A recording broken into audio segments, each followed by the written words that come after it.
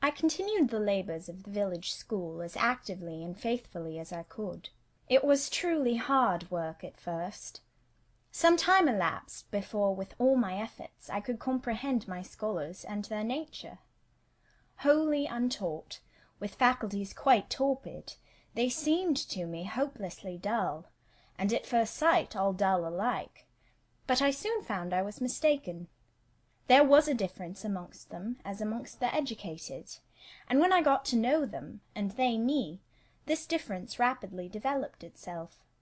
Their amazement at me, my language, my rules and ways, once subsided, I found some of these heavy-looking, gaping rustics wake up into sharp-witted girls enough. Many showed themselves obliging, and amiable too, and I discovered amongst them not a few examples of natural politeness and innate self-respect, as well as of excellent capacity, that won both my good-will and my admiration. These soon took a pleasure in doing their work well, in keeping their persons neat, in learning their tasks regularly, in acquiring quiet and orderly manners. The rapidity of their progress, in some instances, was even surprising, and an honest and happy pride I took in it. Besides, I began personally to like some of the best girls, and they liked me. I had amongst my scholars several farmers' daughters, young women grown almost. These could already read, write, and sew, and to them I taught the elements of grammar, geography, history, and the finer kinds of needlework. I found estimable characters amongst them, characters desirous of information and disposed for improvement, with whom I passed many a pleasant evening hour in their own homes. Their parents, then, the farmer and his wife, loaded me with attentions. There was an enjoyment in accepting their simple kindness, and in repaying it by a consideration, a scrupulous regard to their feelings, to which they were not, perhaps, at all times accustomed, and which both charmed and benefited them, because, while it elevated them in their own eyes, it made them emulous to merit the deferential treatment they received. I felt I became a favourite in the neighbourhood. Whenever I went out, I heard on all sides cordial salutations, and was welcomed with friendly smiles. To live amidst general regard, though it be but the regard of working people, is like sitting in sunshine, calm and sweet. Serene inward feelings bud and bloom under the ray. At this period of my life, my heart far oftener swelled with thankfulness than sank with dejection. And yet, reader, to tell you all, in the midst of this calm, this useful existence, after a day passed in honourable exertion amongst my scholars, an evening spent in drawing or reading contentedly alone, I used to rush into strange dreams at night, dreams many-coloured, agitated, full of the ideal, the stirring, the stormy, dreams where, amidst unusual scenes, charged with adventure, with agitating risk and romantic chance, I still again and again met Mr Rochester, always at some exciting crisis, and then the sense of being in his arms, hearing his voice, meeting his eye, touching his hand and cheek, loving him, being loved by him, the hope of passing a lifetime at his side, would be renewed with all its first force and fire. Then I awoke. Then I recalled where I was, and how situated. Then I rose up on my curtainless bed, trembling and quivering, and in the still dark night witnessed the convulsion of despair, and heard the burst of passion. By 9 o'clock the next morning I was punctually opening the school, tranquil, settled, prepared for the steady duties of the day. Rosamond Oliver kept her word in coming to visit me. Her call at the school was generally made in the course of her morning ride. She would canter up to the door on her pony, followed by a mounted livery servant. Anything more exquisite than her appearance, in her purple habit, with her Amazon's cap of black velvet placed gracefully above the long curls that kissed her cheek and floated to her shoulders, can scarcely be imagined. And it was thus she would enter the rustic building, and glide through the dazzled ranks of the village children. She generally came at the hour when Mr Rivers was engaged in giving his daily catechizing lesson. Keenly, I fear, did the eye of the visitress pierce the young pastor's heart. A sort of instinct seemed to warn him of her entrance, even when he did not see it, and when he was looking quite away from the door, if she appeared at it, his cheek would glow, and his marble-seeming features, though they refused to relax, changed indescribably, and in their very quiescence became expressive of a repressed fervour, stronger than working muscle or darting glance could indicate. Of course she knew her power. Indeed, he did not, because he could not, conceal it from her. In spite of his Christian stoicism, when she went up and addressed him, and smiled gaily, encouragingly, even fondly in his face, his hand would tremble and his eye burn. He seemed to say with his sad and resolute look, if he did not say it with his lips, "I love you, and I know you prefer me. It is not despair of success that keeps me dumb. If I offered my heart, I believe you would accept it. But that heart is already laid on a sacred altar. The fire is arranged round it. It will soon be no more than a sacrifice consumed." And then she would pout like a disappointed child. A pensive cloud would soften her radiant vivacity. She would withdraw her hand hastily from his, and turn in transient petulance from his aspect, at once so heroic and so martyr-like. St. John, no doubt, would have given the world to follow, recall, retain her, when she thus left him, but he would not give one chance of heaven, nor relinquish for the Elysium of her love one hope of the true eternal paradise. Besides, he could not bind all that he had in his nature, the rover, the aspirant, the poet, the priest, in the limits of a single passion. He could not, he would not renounce his wild field of mission warfare for the parlours and the peace of Vale Hall. I learnt so much from himself in an inroad I once, despite his reserve, had the daring to make on his confidence. Miss Oliver already honoured me with frequent visits to my cottage. I had learnt her whole character, which was without mystery or disguise. She was coquettish, but not heartless, exacting, but not worthlessly selfish. She had been indulged from her birth, but was not absolutely spoilt. She was hasty, but good-humoured. Vain, she could not help it, when every glance in the glass showed her such a flush of loveliness, but not affected, liberal-handed, innocent of the pride of wealth, ingenuous, sufficiently intelligent, gay, lively, and unthinking. She was very charming, in short, even to a cool observer of her own sex like me, but she was not profoundly interesting or thoroughly impressive. A very different sort of mind was hers from that, for instance, of the sisters of St. John. Still, I liked her almost as I liked my pupil Adèle, except that for a child whom we have watched over and taught, a closer affection is engendered than we can give an equally attractive adult acquaintance. She had taken an amiable caprice to me. She said I was like Mr. Rivers, only certainly, she allowed, "Not 1/10 so handsome, though I was a nice neat little soul enough, but he was an angel." I was, however, good, clever, composed, and firm, like him. I was a lusus naturae, she affirmed, as a village schoolmistress. She was sure my previous history, if known, would make a delightful romance. One evening, while with her usual childlike activity, and thoughtless yet not offensive inquisitiveness, she was rummaging the cupboard in the table drawer of my little kitchen, she discovered first 2 French books, a volume of Schiller, a German grammar and dictionary, and then my drawing materials and some sketches, including a pencil-head of a pretty little cherub-like girl, one of my scholars, and sundry views from nature, taken in the Vale of Morton and on the surrounding moors. She was first transfixed with surprise, and then electrified with delight. Had I done these pictures? Did I know French and German? What a love! What a miracle I was! I drew better than her master in the first school in S. Would I sketch a portrait of her to show to papa? With pleasure, I replied, and I felt a thrill of artist's delight at the idea of copying from so perfect and radiant a model. She had then on a dark blue silk dress. Her arms and her neck were bare. Her only ornament was her chestnut tresses, which waved over her shoulders with all the wild grace of natural curls. I took a sheet of fine cardboard, and drew a careful outline. I promised myself the pleasure of colouring it, and as it was getting late then, I told her she must come and sit another day.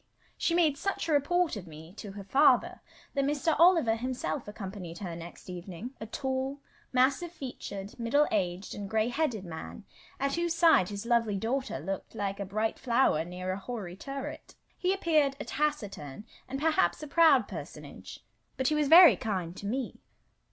The sketch of Rosamond's portrait pleased him highly. He said I must make a finished picture of it. He insisted, too, on my coming the next day to spend the evening at Vale Hall. I went.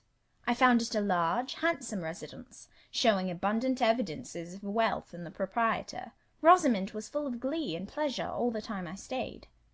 Her father was affable, and when he entered into conversation with me after tea, he expressed in strong terms his approbation of what I had done in Morton School, and said he only feared, from what he saw and heard, I was too good for the place, and would soon quit it for one more suitable. "Indeed," cried Rosamond. "she is clever enough to be a governess in a high family, papa." I thought I would far rather be where I am than in any high family in the land. Mr. Oliver spoke of Mr. Rivers, of the Rivers family, with great respect. He said it was a very old name in that neighbourhood, that the ancestors of the house were wealthy, that all Morton had once belonged to them, that even now he considered the representative of that house might, if he liked, make an alliance with the best. He accounted it a pity that so fine and talented a young man should have formed the design of going out as a missionary. It was quite throwing a valuable life away. It appeared, then, that her father would throw no obstacle in the way of Rosamond's union with St. John. Mr. Oliver evidently regarded the young clergyman's good birth, old name, and sacred profession as sufficient compensation for the want of fortune. It was the 5th of November, and a holiday. My little servant, after helping me to clean my house, was gone, well satisfied with the fee of a penny for her aid. All about me was spotless and bright, scoured floor, polished grate, and well-rubbed chairs. I had also made myself neat, and had now the afternoon before me to spend as I would. The translation of a few pages of German occupied an hour.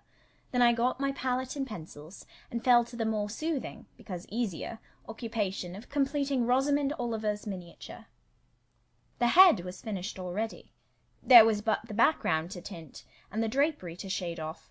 A touch of carmine, too, to add to the ripe lips, a soft curl here and there to the tresses, a deeper tinge to the shadow of the lash under the azured eyelid. I was absorbed in the execution of these nice details, when, after one rapid tap, my door unclosed, admitting St. John Rivers. "I am come to see how you are spending your holiday," he said. "Not, I hope, in thought." "No, that is well. While you draw, you will not feel lonely. You see, I mistrust you still, though you have borne up wonderfully so far. I have brought you a book for evening solace." And he laid on the table a new publication, a poem, one of those genuine productions so often vouchsafed to the fortunate public of those days, the golden age of modern literature. Alas, the readers of our era are less favoured. But courage, I will not pause either to accuse or repine. I know poetry is not dead, nor genius lost, nor has Mammon gained power over either to bind or slay. They will both assert their existence, their presence, their liberty and strength again one day.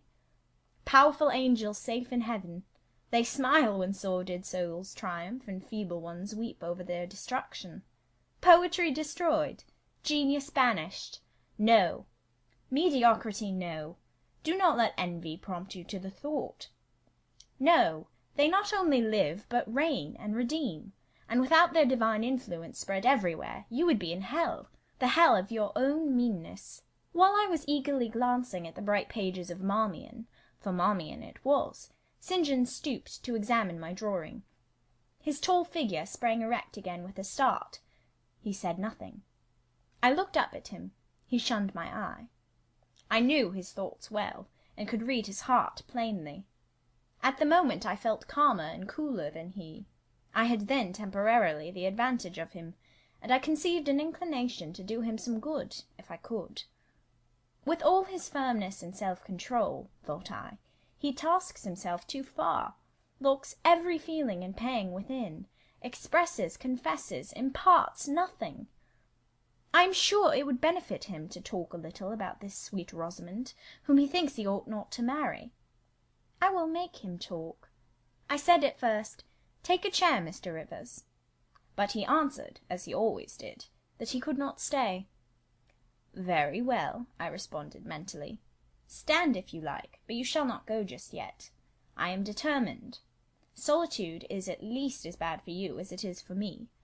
I'll try if I cannot discover the secret spring of your confidence, and find an aperture in that marble breast through which I can shed one drop of the balm of sympathy.' 'Is this portrait like?' I asked bluntly. Like? Like whom? I did not observe it closely. 'You did, Mr. Rivers.' He almost started at my sudden and strange abruptness. He looked at me astonished. 'Oh, that is nothing yet,' I muttered within. 'I don't mean to be baffled by a little stiffness on your part. I'm prepared to go to considerable lengths.' I continued. 'You observed it closely and distinctly, but I have no objection to your looking at it again.' And I rose, and I placed it in his hand. 'A well-executed picture,' he said. 'Very soft, clear colouring, very graceful and correct drawing.' 'Yes, yes, I know all that. But what of the resemblance? Who is it like?' Mastering some hesitation, he answered, 'Miss Oliver, I presume.' 'Of course. And now, sir, to reward you for the accurate guess, I will promise to paint you a careful and faithful duplicate of this very picture, provided you admit that the gift would be acceptable to you. I don't wish to throw away my time and trouble on an offering you would deem worthless.' He continued to gaze at the picture. The longer he looked, the firmer he held it, the more he seemed to covet it. 'It is like,' he murmured. 'The eye is well managed. The colour, light, expression are perfect. It smiles.' 'Would it comfort, or would it wound you to have a similar painting? Tell me that. When you were at Madagascar, or at the Cape, or in India, would it be a consolation to have that memento in your possession?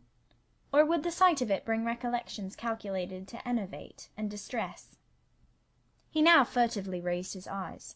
He glanced at me, irresolute, disturbed. He again surveyed the picture. 'That I should like to have it is certain. Whether it would be judicious or wise is another question.' Since I had ascertained that Rosamond really preferred him, and that her father was not likely to oppose the match, I, less exalted in my views than St. John, had been strongly disposed in my own heart to advocate their union. It seemed to me that should he become the possessor of Mr. Oliver's large fortune, he might do as much good with it as if he went and laid his genius out to wither, and his strength to waste, under a tropical sun. With this persuasion I now answered, 'As far as I can see, it would be wiser and more judicious if you were to take yourself to the original at once.' By this time he had sat down. He had laid the picture on the table before him, and with his brow supported on both hands, hung fondly over it. I discerned he was now neither angry nor shocked at my audacity. I saw even that to be thus frankly addressed on a subject he had deemed unapproachable, to hear it thus freely handled, was beginning to be felt by him as a new pleasure, an unhoped-for relief. Reserved people often really need the frank discussion of their sentiments and griefs more than the expansive. The sternest seeming stoic is human after all, and to burst with boldness and goodwill into the silent sea of their souls is often to confer on them the first of obligations. 'She likes you, I am sure,' said I, as I stood behind his chair, 'and her father respects you. Moreover, she is a sweet girl, rather thoughtless, but you would have sufficient thought for both yourself and her. You ought to marry her.' 'Does she like me?' he asked. 'Certainly, better than she likes anyone else. She talks of you continually. There is no subject she enjoys so much or touches upon so often.' 'It is very pleasant to hear this,' he said. 'Very. Go on for another quarter of an hour.' And he actually took out his watch and laid it upon the table to measure the time. But where is the use of going on, I asked, when you are probably preparing some iron blow of contradiction, or forging a fresh chain to fetter your heart? Don't imagine such hard things. Fancy me yielding and melting as I am doing. Human love rising like a freshly opened fountain in my mind, and overflowing with sweet inundation all the field I have so carefully and with such labour prepared, so assiduously sown with the seeds of good intentions, of self-denying plans. And now it is deluged with a nectarous flood, the young germs swamped, delicious poison cankering them. Now I see myself stretched on an ottoman in the drawing-room at Vale Hall, at my bride Rosamond Oliver's feet. She is talking to me with her sweet voice, gazing down on me with those eyes your skilful hand has copied so well, smiling at me with these coral lips. She is mine, I am hers. This present life and passing world suffice to me. Hush, say nothing. My heart is full of delight, my senses are entranced. Let the time I marked pass in peace. I humoured him. The watch ticked on. He breathed fast and low. I stood silent. Amidst this hush the quartet sped. He replaced the watch, laid the picture down, rose and stood on the hearth. Now, said he, that little space was given to delirium and delusion. I rested my temples on the breast of temptation, and put my neck voluntarily under her yoke of flowers. I tasted her cup. The pillow was burning. There is an asp in the garland. The wine has a bitter taste. Her promises are hollow, her offers false. I see and know all this. I gazed at him in wonder. It is strange, pursued he, that while I love Rosamond Oliver so wildly, with all the intensity, indeed, of a first passion, the object of which is exquisitely beautiful, graceful, fascinating, I experience at the same time a calm, unwarped consciousness that she would not make me a good wife, that she is not the partner suited to me, that I should discover this within a year after marriage, and that to 12 months' rapture would succeed a lifetime of regret. This I know. Strange indeed, I could not help ejaculating. While something in me, he went on, is acutely sensible to her charms, something else is as deeply impressed with her defects. They are such that she could sympathize in nothing I aspired to, co-operate in nothing I undertook. Rosamond a sufferer, a labourer, a female apostle, Rosamond a missionary's wife? No. But you need not be a missionary. You might relinquish that scheme. Relinquish? What? My vocation? My great work? My foundation laid on earth for a mansion in heaven? My hopes of being numbered in the band who have merged all ambitions in the glorious one of bettering their race, of carrying knowledge into the realms of ignorance, of substituting peace for war, freedom for bondage, religion for superstition, the hope of heaven for the fear of hell. Must I relinquish that? It is dearer than the blood in my veins. It is what I have to look forward to, and to live for. After a considerable pause, I said, And Miss Oliver? Are her disappointment and sorrow of no interest to you? Miss Oliver is ever surrounded by suitors and flatterers. In less than a month, my image will be effaced from her heart. She will forget me, and will marry, probably, someone who will make her far happier than I should do. You speak coolly enough, but you suffer in the conflict. You are wasting away. No. If I get a little thin, it is with anxiety about my prospects, yet unsettled. My departure continually procrastinated. Only this morning I received intelligence that the successor, whose arrival I have been so long expecting, cannot be ready to replace me for 3 months to come yet. And perhaps the 3 months may extend to 6. You tremble and become flushed whenever Miss Oliver enters the schoolroom. Again the surprised expression crossed his face. He had not imagined that a woman would dare to speak so to a man. For me, I felt at home in this sort of discourse.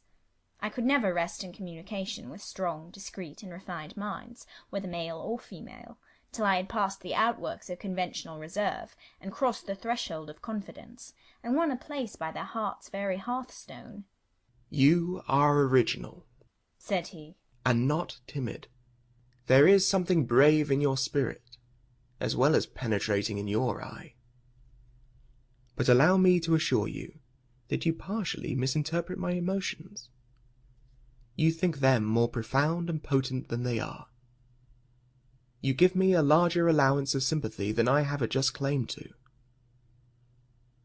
When I colour, and when I shade before Miss Oliver, I do not pity myself. I scorn the weakness. I know it is ignoble, a mere fever of the flesh. Not, I declare, the convulsion of the soul. That is just as fixed as a rock, firm set in the depths of a restless sea. Know me to be what I am, a cold, hard man. I smiled incredulously. You have taken my confidence by storm, he continued, and now it is much at your service. I am simply in my original state, stripped of that blood-bleached robe with which Christianity covers human deformity. A cold, hard, ambitious man. Natural affection only, of all the sentiments, has permanent power over me. Reason, and not feeling, is my guide. My ambition is unlimited. My desire to rise higher, to do more than others, insatiable. I honour endurance, perseverance, industry, talent, because these are the means by which men achieve great ends, and mount to lofty eminence. I watch your career with interest because I consider you a specimen of a diligent, orderly, energetic woman. Not because I deeply compassionate what you have gone through, or what you still suffer. You would describe yourself as a mere pagan philosopher, I said. No. There is this difference between me and deistic philosophers. I believe, and I believe the gospel. You missed your epithet. I am not a pagan, but a Christian philosopher, a follower of the sect of Jesus. As his disciple, I adopt his pure, his merciful, his benignant doctrines. I advocate them.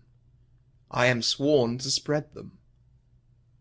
Won in youth to religion, she has cultivated my original qualities thus. From the minute germ, natural affection, she has developed the overshadowing tree, philanthropy. From the wild, stringy root of human uprightness, she has reared a due sense of the divine justice.